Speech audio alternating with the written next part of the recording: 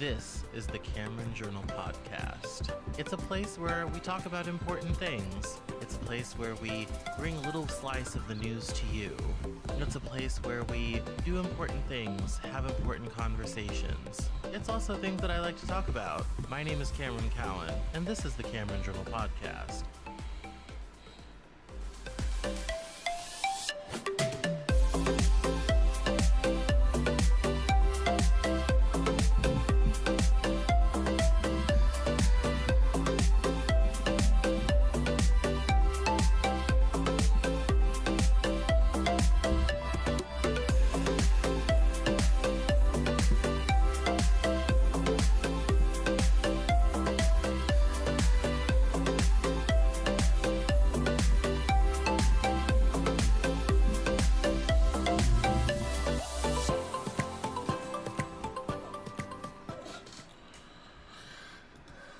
Hello everyone, I apologize for ending the stream and having to restart. I had some technical issues on this side to do with internet bandwidth. I don't have great internet here. I've never had great internet here. And for the longest time, it didn't matter because I didn't do video and didn't do streaming. Now that I do video and streaming, my lackluster connectivity is beginning to show. So I'm going to start over with what I was talking about before, so that at least the recording will be complete, because I had a complete technical failure. The first 15 minutes was completely lost. So so I want to kind of go back to the beginning and say it was been a slow news week, and right now the big discourse has to do with the Barbie movie and Oppenheimer, or the Barbenheimer phenomena, and I am patiently waiting for both of those movies to come on to streaming, because as much as I would like to go to the movie theater and watch them back to back and just have the whole kind of mind-blowing experience, I have neither the time nor the inclination to go sit in a movie theater right now. So I'm going to wait for them to come out on streaming, and then they will be showing at Cameron's home cinema one screen. So that, but I do have a couple news stories about the discourse about the Barbenheimer phenomena. Otherwise, it has been a little bit of a slow news week. Not a ton of stuff has happened, although the big story that I had already read, and we're gonna go again, is the January 6th investigation into Donald Trump. Last week he was sent a target letter, which seems to be facing possible indictment for his leading and participation in the January 6th insurrection. It says here that former President Donald J. Trump has been informed that he could soon face federal indictment for his efforts to hold on to power after his 2020 election loss, potentially adding to the remarkable array of criminal charges and other legal troubles facing him even as he campaigns to return to the White House. Mr. Trump was informed by his lawyers on Sunday that he had received a so-called target letter from Jack Smith, the special counsel investigating his attempts to reverse his defeat at the polls. Mr. Trump and other people familiar with the matter said on Tuesday. Prosecutors used target letters to tell potential defendants that investigators have evidence tying them to crimes and that they could be subject to indictment.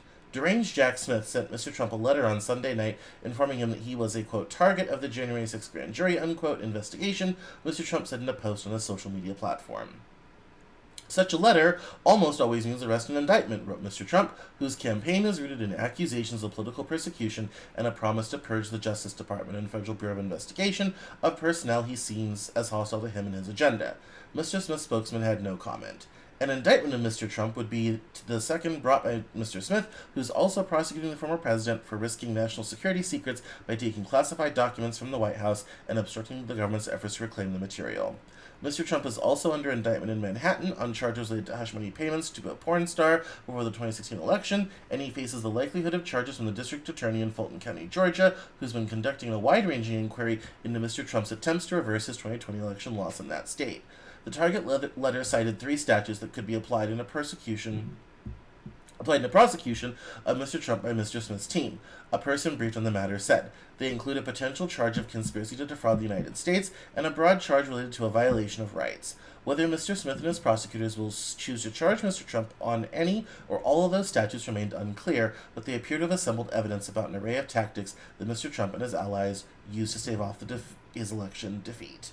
And it goes into some other people and who and what he is up to, and him wanting to clean out the FBI and the Justice Department and all the machinations they went through, including the fake electors, trying to convince Mike Pence to stop it in the joint Congress to just certify the election, and also to try to rig the vote in Georgia. So, and obviously we all know ultimately this led to January 6th, the day they were certifying the vote, of people going to Washington for a march and it turning into a complete disaster, wherein we almost lost democracy.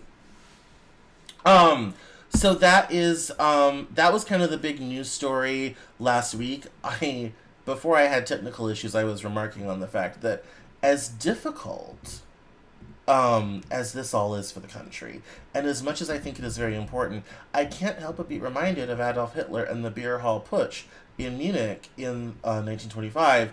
Now, the difference being that Hitler hadn't yet to gain any political power in Germany, and Mr. Trump has already had and lost political power.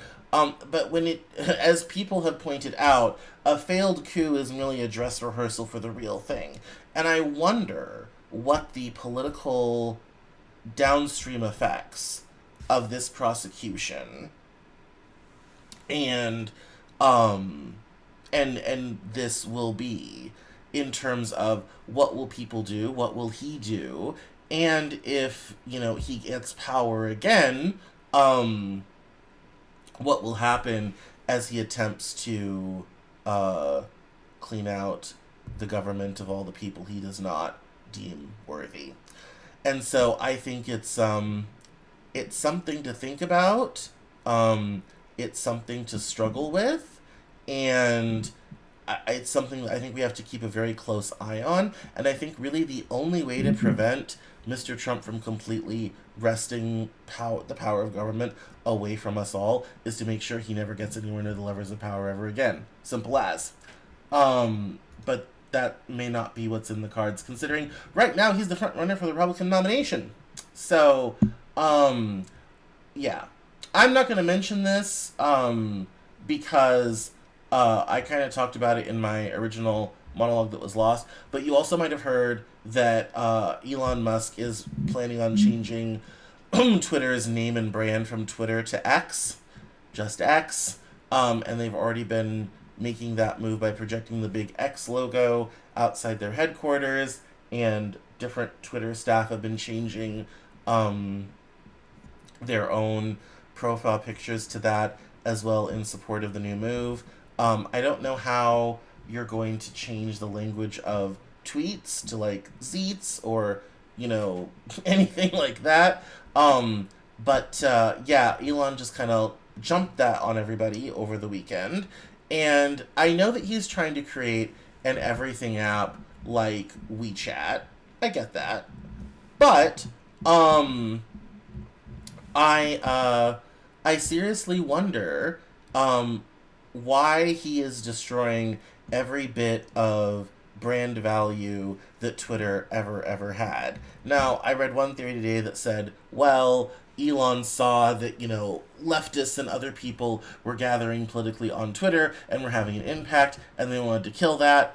And I get that, but I think people also forget Twitter's power, it was never in the size of its user base. Twitter is a middling social platform. However, and this is very important, Twitter's power is that it is the home for politicians, it's the home for celebrities, it's the home for newsmakers, newsreaders. It is, there's a lot of very important heavy hitters on Twitter, and that's where the impact comes from. That allows Twitter to punch way above its weight because of who's on it, not necessarily the amount of people that are on it. Instagram and Facebook, way more popular, but Twitter has a lot of important people. And I think Elon doesn't understand that. He's thinking of it like, oh, I'm going to go up against Facebook. That's not what Twitter does well. What Twitter does well is being a town square and a place of public opinion, but it also is really a place for um, a wide variety of people from a wide variety of classes to all interact together as a whole. And I think he doesn't understand that that's the only reason Twitter ever punched above its weight. If Twitter had never gotten a lot of celebrities and important people on there, we wouldn't know what we would have forgotten about Twitter. It would have withered on the vine, like what they did to Vine. It would have gone away by now. Its enduring quality is not the user base in numbers, but the user base in terms of popularity and impact. This is a site that Barack Obama was the first president to tweet, and the White House to this day uses Twitter as a primary marketing tool. That can't be said of any other platform. It does not have the same impact. But I do think there is something to the fact, much like what Peter Thiel did to Gawker, these billionaires and all this type of thing, when they see people that oppose them and their views and their values and all this type of thing organizing in a location, the best and fastest way to reduce the impact of that effort is to buy it and kill it. And I think, at least for what we knew Twitter as, it's being killed. I don't think it's going to go away, but I think what we've known Twitter for and how it has functioned in our society is definitely going to go away in favor of a sort of neutered, middling social media platform. And I don't think that's a good thing. And I say that as someone who has been on Twitter since the beginning. I got my Twitter account in 2008. Didn't start seriously using the platform till 2014 on a personal level, probably. It will be a sad day to watch Twitter fall down to the middling social platform it really is. So, let's move on to another story. This is kind of a side note. There was a opinion today from Tammy Duckworth and Mark Kelly. Mark Kelly is obviously a senator from Arizona, and Miss Duckworth is a senator from Illinois, and they did this opinion piece on what is needed in Ukraine. And they say here that at the outset of the war, Russia had one of the largest militaries in the world, and it was widely assumed Russia would march through Ukraine and take Kyiv in a matter of weeks, if not days. That didn't happen. The limitations of Russian military hardware, training, and discipline became evident quickly, as well as the strength of Ukrainian resolve. Still, from the earliest days of the conflict, we both saw that military aid from the United States would be critical for Ukraine to win this war. For the past 17 months, we have advised the Biden administration, urging it to continually assess and reassess the shifting realities on the front line to understand what Ukraine needs and then deliver it quickly. We must remain committed to keeping Ukraine supplied with the missiles, artillery shells, and other munitions that at this stage in the conflict can be the difference between commanders being able to approve an attack or not. And we have to do that while analyzing where new capabilities like modern fighter jets can give Ukraine the edge. War is dynamic. It requires us to look around the next corner. We heard from President Zelensky and met with other Ukrainian officials, and it was clear to us that Ukraine needs not just guns and ammunition, but also other, newer capabilities that can decisively alter the direction of the fast-evolving conflict. In the early weeks of the war, Javelin and Stinger missiles were needed to blunt the advantage of Russian armored vehicles and aircraft, then long-range mobile artillery to hit Russian positions. After that, high-mobility artillery rocket systems to strike strategic targets farther behind Russian lines, and then main battle tanks to break them. Not every weapon system can come off a warehouse shelf and be quickly put to use in the battlefield. That is certainly the case with the F-16. We have both flown in combat. It took hundreds of flight hours to learn to fly the aircraft and more to master the range of different missions we'd be asked to carry out, whether that was dropping bombs on a target or conducting combat search and rescue. That's why we encouraged the Pentagon in March to analyze what it would take to train Ukrainian pilots and maintainers on modern F-16 fighter jets to replace their aging fighters, such as MiG-29s, and understand their specific uses in the context of the war. Last week, the United States reiterated its commitment to supporting its allies to train Ukrainian pilots to fly the American-made F-16, a great step forward in strengthening Ukraine's capabilities in the long term. And then it goes into the big thing that also happened last week was the cluster munitions situation. And it says here the cluster weapons that Mr. Zelensky has requested are effective against spread out targets like groups of dug in infantry, artillery batteries, and vehicle convoys. Those weapons will help Ukraine to carry out a successful counteroffensive and help ensure that its military has sufficient munitions to defend itself. Failing to do so, after all, is what would pose the gravest risk to the people who call Ukraine home. The Ukrainians are now several weeks into their counter-offensive, hoping that with the correct tactics, determination, and Western hardware, they can retake their country. Vladimir Putin is conscripting his citizens, seemingly banking on the belief that he can outlast the West and conquer Ukraine, and then move on to his next objective. It is vital that he fail. A world with Ukraine victory is a safer one. It is a world in which we can further strengthen the NATO alliance and establish a bulwark against tyrants like Mr. Putin. The two of us know what it means to sacrifice for our country, but even we have never experienced what it is to fight on your own soil, with your own families and neighborhoods in harm's way, to defend the ability of your children and their children to inherit a free homeland. Now, as much as ever, we must remain steadfast in our belief that the Ukrainian people are undeterred in our work to give them the support that they need. I thought it was interesting for this to come out at this juncture, given what's happening with the F-16s and the cluster munitions and all this type of thing. Obviously, these both being Democrats, this was probably coordinated with the White House to help, bolster the policy and all this type of thing. When it comes to the cluster munitions, because they cause such damage, the Ukrainians have agreed to document where they use them to clean them up afterwards. The Russian ones oftentimes dud and don't work, and that will be something the Ukrainians are cleaning up for decades, probably. It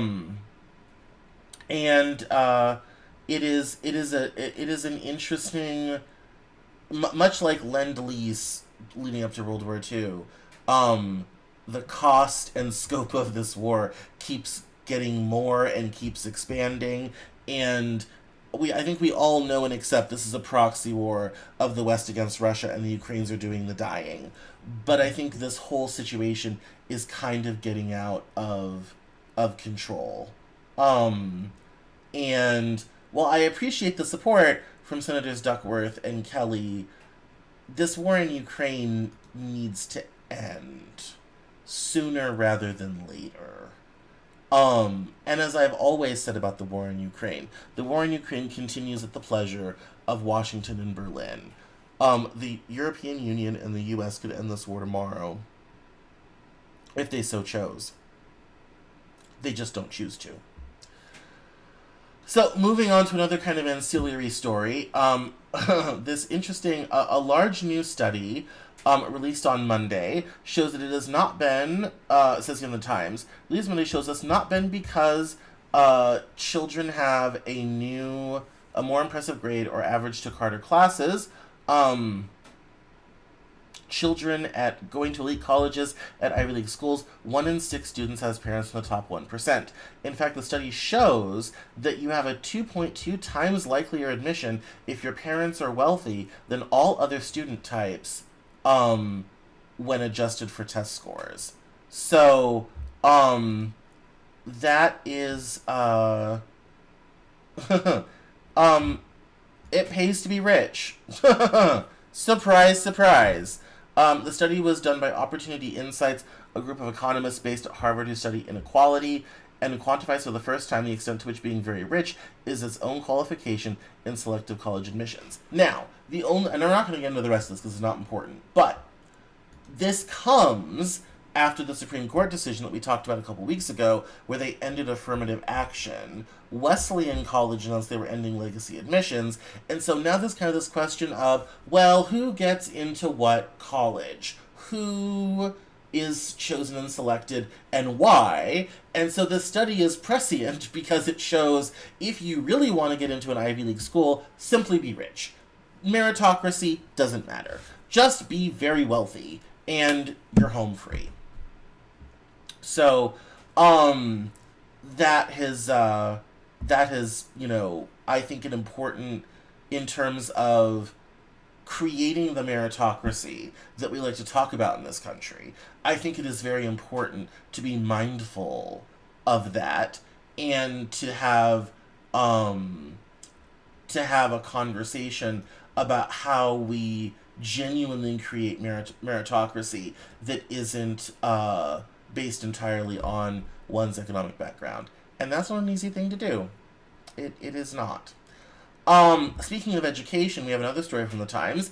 Arizona has a new experiment in school choice. It says here that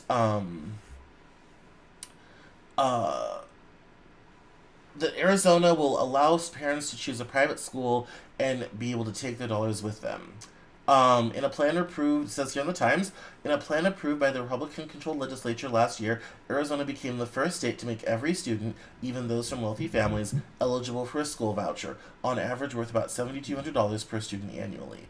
The state deposits the money into an education savings account for parents, which can be used to pay for private school or homeschooling. If the student was enrolled in public school, the money follows the student. If the student was being privately educated, the voucher is a new cost to the state. The program has been highly contentious and hugely popular.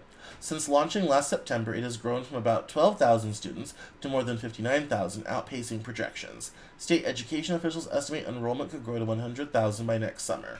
Fueled by the pandemic and an ascendant parents' rights movement, other Republican states are moving in a similar direction. Arkansas, Florida, Iowa, and Utah approved universal programs this year, and Indiana and Ohio expanded existing programs to nearly all students. For decades, vouchers were limited to certain students: low-income children, students with disabilities, children zoned in low-performing schools. Major expansion efforts were often blocked, including by Arizona voters in 2018. Now, advocates are finding new success with an encompassing message: parent choice for all. Every family, they say, should be able to choose a school that is right for them, and every child should have access to high-quality education. Nobody can do a better job of choosing what's best for the child than the parents, Mr. Horn said in an interview at the Department of Education, where Empower Parents signs punctuate the hallways. It is a difficult thing, and it says here vouchers come with a little accountability. Well, of course. Unlike public schools, including charters, private schools, and homeschool parents are generally not required to administer state tests or report student outcomes. And herein lies the problem. We already have in this country, because of how we fund education, and it is primarily through local control, we already have 50 different ways of educating children in this country. Every state does it a little bit differently.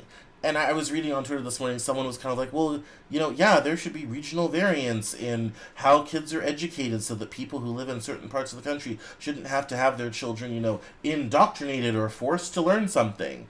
And I think the opposite is true. What this country needs are national education standards. You know why we lag behind the rest of the developed world? Because we have 50 different ways of educating kids. And anybody who's been in the charter school space for any length of time knows charter schools have a bad habit of closing, failing, not making it. Parents are left out in the cold. I am a child of homeschooling. I'm not a fan for a wide variety of reasons. I know other people who were homeschooled, not a fan of the homeschooling thing. It's easy for kids to end up sad, lonely, isolated, never really working on stuff, end up serving as childcare for younger siblings or parents, especially if they're poorer. There's a lot of disparate outcomes that can happen. That's the advantage of public schooling. By having all the kids in a building at one place, they're at least going to learn something. If kids are being abused, at school is where that sort of thing is going to come out. If kids are having other health and socioeconomic issues, the school is going to be able to provide resources for that, in not all cases, but many cases.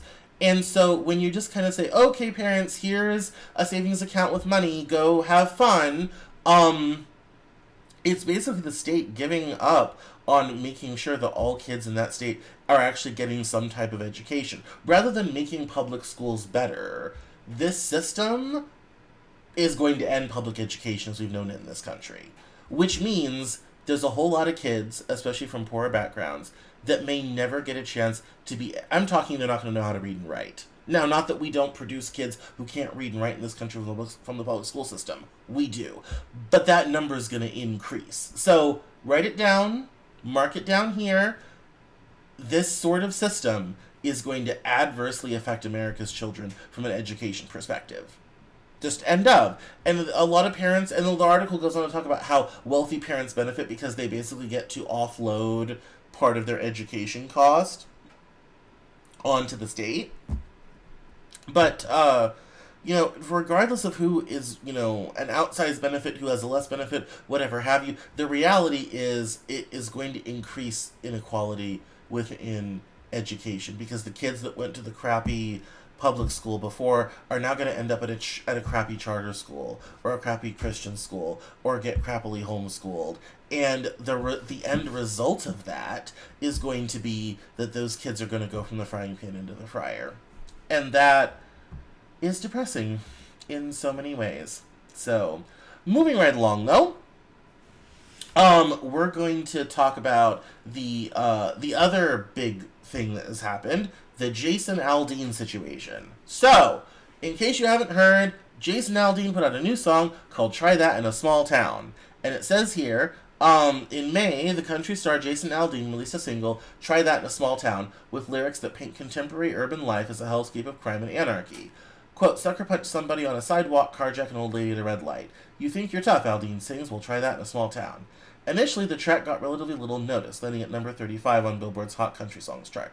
That changed last week after the song's music video became a culture war battlefield, with some accusing Aldean, one of the country's biggest hitmakers for nearly 2 decades, of employing racist dog whistle tactics, and the singer defending himself as the latest victim of an out-of-control cancel culture.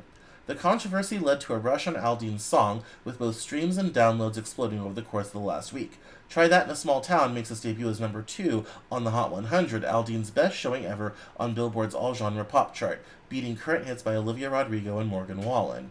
Aldean was surpassed this week only by Jungkook of the South Korean supergroup BTS, whose debut solo single 7 opens at number 1. The video for Try That, released on July 14th, opens with Aldean performing before a stately building draped with an American flag. The structure was quickly identified as the Maury County Courthouse in Columbia, Tennessee, where a 1927 young black man named Henry Choate was lynched in a vigilante mob after being accused, falsely historians believe, of raping a white girl. The video features one montage after another of violent street protests, robberies, and people antagonizing police officers in riot gear. Those scenes are juxtaposed with images of American flags being hoisted, children playing, and what appears to be a television news segment about farmers helping out a neighbor. And then it goes on to the whole discourse about how it is all, how it's all gone on, and what people have been talking about with it. And I will say, kind of only this. And that is that to a certain demographic who lives in smaller cities or smaller towns, I know this because a lot of them are in my family, they look at the images promoted on Fox News of the way big cities are, and that's what they perceive. And I say that as someone who lives in downtown Seattle, in a not great part of town. My car has been broken into twice just this year. I don't park downtown anymore. I actually put my car in storage. It's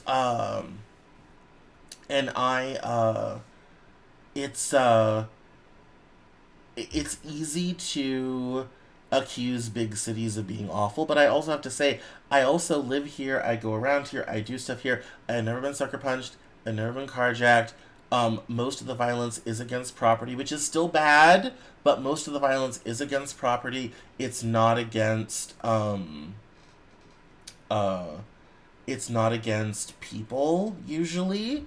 And there is a halting effort to make that happen. But unfortunately, the dialogue right now around all of this has very little to do with the reality on the ground. People talk about, oh, San Francisco is so awful. It's actually not that bad. Oh, how, I had a family member ask me, I don't understand how you live up there. And my mom was like, well, yeah, if I didn't know you and didn't know what life was really like and all this type of thing, I would think it was that bad too. And that's because, and especially if you look at right-wing media, and I subscribe to a bunch of newsletters and a bunch of news sites, that's what they promote. It's like, oh, this crime is up, this horrible thing happened to this person. This is the dialogue. And so when a song comes out expressing the popular myth about what it's like to live in cities and how dangerous they are and the virtues of the small town people and the Volk and all this sort of thing, it's going to end up being popular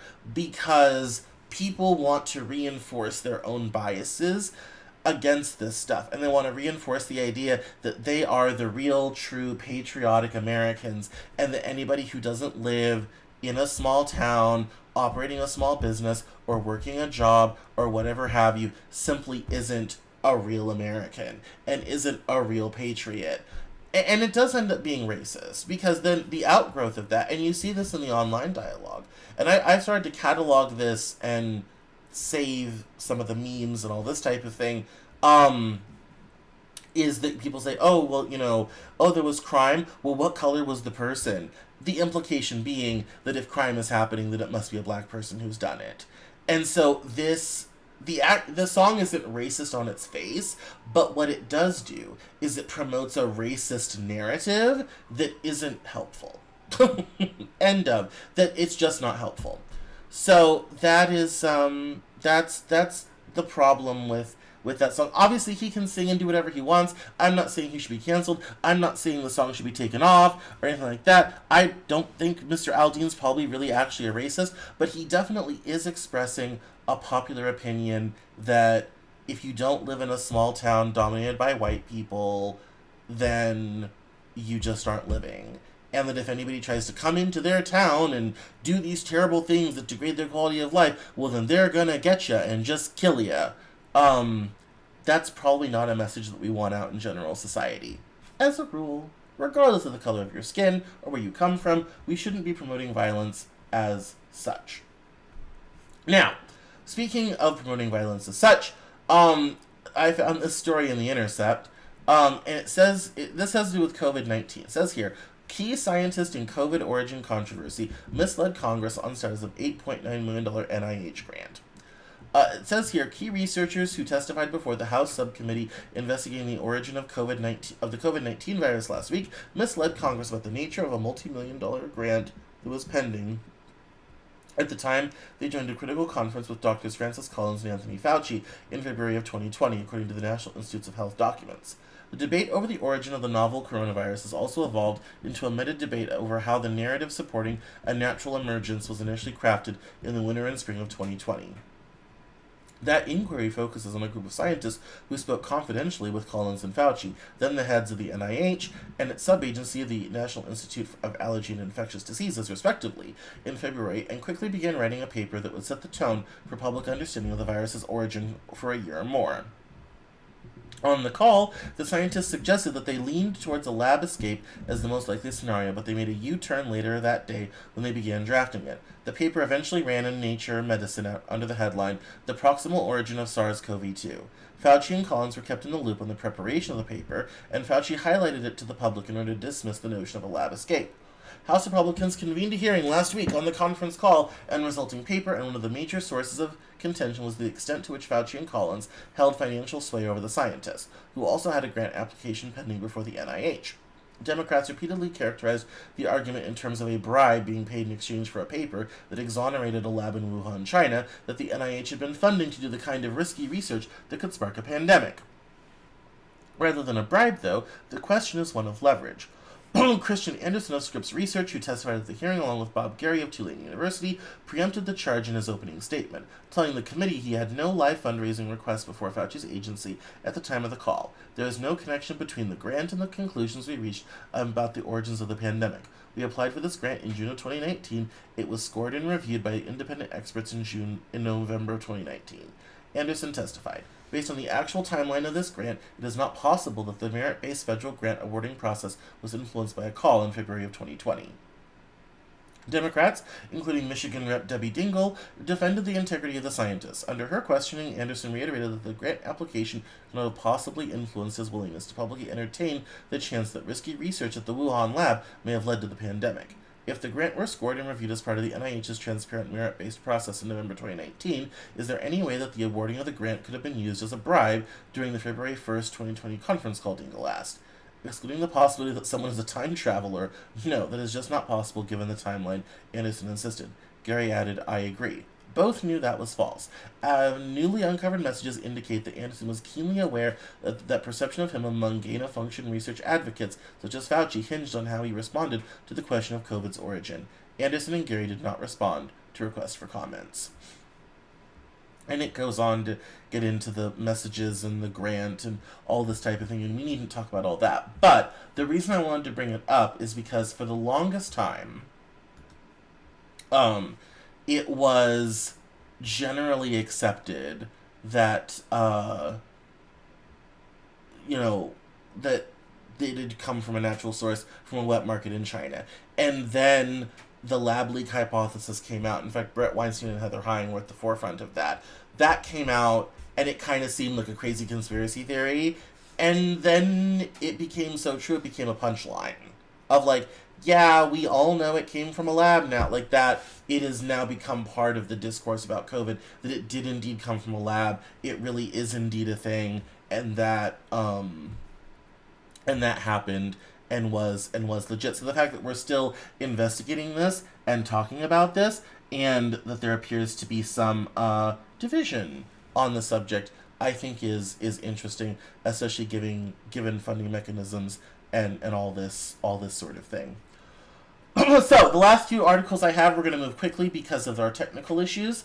I have two stories about the Barbenheimer situation. One is the money. So, the bumper box office broke the usual pattern for blockbuster opening weekends, with several films contributing to the big numbers. So, Barbie and Oppenheimer together, made $312 million, which together is much as Star Wars, The Force Awakens, Avengers Infinity War, and Avengers Endgame. And they say it shows that Hollywood is maybe bounced back from the pandemic. And I think it's also interesting, and they point this out here as well, that this is the first time we've gotten major numbers from movies that aren't Marvel or comic book focused, which I think is good. So, I mean, outside of Star Wars, you get big numbers, Marvel, you get big numbers, but these movies are neither of those things, and so, hopefully, it's a harbinger for the future. But we're also having an actors and writers strike right now, so who knows what's going to happen, in terms of development and all this type of thing. But the last part of the story I want to talk about, is another story from the New York Times, and it is entertaining because it involves our friend from Florida, Matt Gaetz. And it says here, last week, Representative Matt Gaetz and his wife Ginger arrived at a Washington reception for Barbie in matching pink, grinning in photos alongside the pink carpet, mingling among guests, sipping pink cocktails, admiring a life-size pink toy box. They left with political ammunition. Quote, "The Barbie I grew up with was a representation of limitless possibilities, embracing diverse careers and feminine empowerment," unquote, Mrs. Gaetz wrote on Twitter. The 2023 Barbie movie unfortunately neglects to address any notion of faith or family and tries to normalize the idea that men and women can't collaborate positively. Yuck. When another account scolded Mr. Gaetz, the hard right and perpetually stunt-seeking Florida congressman, for attending the event at all, citing the casting of a trans actor as Dr. Barbie, Mr. Gaetz replied with a culture-warring double feature. "If you let trans stop you from seeing Margot Robbie," he said, leaving the T off the first name of the film's star, "the terrorists win." The non-terroristic winners were many after the film's estimated $155 million debut. Miss Robbie and Greta Gerwig, the film's director, finding an eager audience for their pink-hued feminist opus. The Warner Brothers marketing team, whose ubiquitous campaigns plainly paid off, the film industry itself writing Barbie and Oppenheimer to its most culturally dominant weekend in years. But few outcomes were as nominally inexplicable and probably inevitable as the film's instant utility to political actors and opportunists of all kinds. For a modern take on what was a long, politically fraught emblem of toxic body image and reductive social norms, no choice was too small, no turn too ideologically affirming or apparently nefarious for a bipartisan coalition of commentators and elected officials see value in its dissection. "I have, like, pages and pages of notes," Ben Shapiro said, the popular conservative commentator, in a lengthy video review, which began with him setting a doll aflame and did not grow more charitable. He said his producers dragged him to the theater. "I took a tequila shot every time Barbie said patriarchy. Only just woke up," wrote Elon Musk. Here are 4 ways Barbie embraces California values, the office of Gavin Newsom, the state's Democratic governor, wrote in a thread hailing Barbie as a champion of climate activism, hitting the roads in her electric vehicle, and of destigmatizing mental health care. If there was a time in the culture when a giant summer film event was something of an American unifier, a moment to share over-buttered popcorn through big-budget shoot-em-ups and sagas of insatiable sharks, that time is not 2023. And as ever, the political class's performative investment in Barbie, the outage and the embrace can seem mostly like a winking bit. What to make of Governor Gretchen Whitmer, Democrat of Michigan, posting a Barbie meant to resemble herself beside the Instagram caption, "Come on, Barbie, let's go govern"? What does it mean exactly when Senator Raphael Warnock, Democrat of Georgia, says of himself, "This Ken is pushing to end maternal mortality"? Certainly Senator Ted Cruz, Republican of Texas, has summoned practice gravity in accusing Barbie of working to appease the Chinese. Some Republicans have fixated on a scene that features a crudely drawn map that supposedly depicts the so-called 9-dash line, which indicates Chinese ownership of oceanic territory that is disputed under international law. Vietnam has banned showings of the movie in the country over the image. Obviously, the little girls that are going to see Barbie, none of them are going to have any idea what those dashes mean, Mr. Cruz told Fox News. This is really designed for the eyes of the Chinese censors, and they're trying to kiss up to the Chinese Communist Party because they want to make money selling the movie. And it goes on to other parts of the conservative movement, but I wanted to read this thread on Twitter from Richard Hanania. I'm not going to read the whole thing, 'cause it's kind of long, but I've already read it, and so I'm going to read the important part. It says here, in the final scene, Barbie goes Pinocchio-like into the real world. There's suspense as she arrives in an office, and the audience wonders what's the first thing she decided to do after becoming a real woman. I'm here to see my gynecologist. The movie started with genital jokes, and that's how it ended. This is a perfect encapsulation of the pop feminism the movie represents. I'm a woman, I have a vagina, never mind the trans thing. Life is hard and I have no higher aspiration than to remind you I have a vagina and a lot of the complaints I want to talk to you about. There's not even a hint of anything else Barbie might do in the real world aside from seeing a gynecologist. Dr. Barbie came out in 1973. We're here half a century later and are told nothing has changed.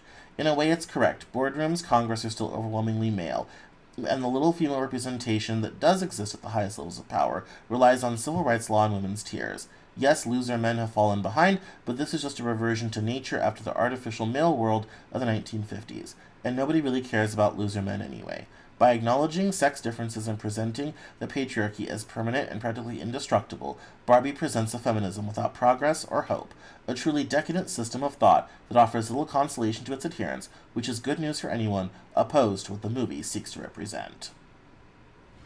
So, if you want a preview of the discussions that are going on in the world right now about Barbie, that should give you an indication of how it's being weaponized as a right-wing talking point. So that's fun. I'm sure we're going to be talking more about Barbie and the culture wars, and the discussions about Oppenheimer have not been nearly as prescient, although one person became the Twitter main character for a hot minute because she said, how can we have a movie about a bomb used against the Japanese and no Japanese people appear on screen? Because there were no Japanese people who helped build the bomb. They were the victims of it. Easy enough. End of. Moving on. There was another one I saw where it was complained about the straight white male brooding and sadness and emotion, and how that was somehow bad or wrong or something like that, which I thought was an odd take. But I find it interesting that the right is choosing to attack Barbie and not Oppenheimer. But I think that has to do with cultural impact, because Barbie made 3 times as much money. So, there you go. So, I'm so sorry for the technical issues tonight, guys. I'm going to work on that for next week. I appreciate you, and thanks for watching, and I will see you next week on the Cameron Joel News Hour. Don't forget to catch me online, at Cameron Cowan on Twitter, or should I say X, and all your other favorite social media platforms. So, we'll talk soon now. Bye-bye.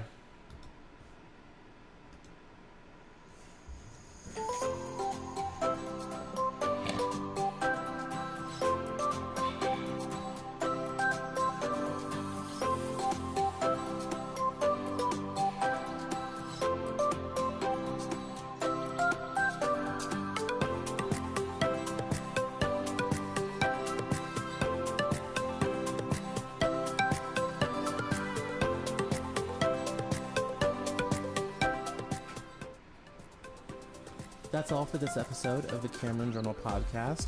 Thank you so much for listening. Visit us online at CameronJournal.com. We're on Facebook, Twitter, and Instagram. And I love to talk to my followers and listeners, so please feel free to get us on social media at Cameron Cowan on Twitter. And we'll see you next time on the Cameron Journal podcast.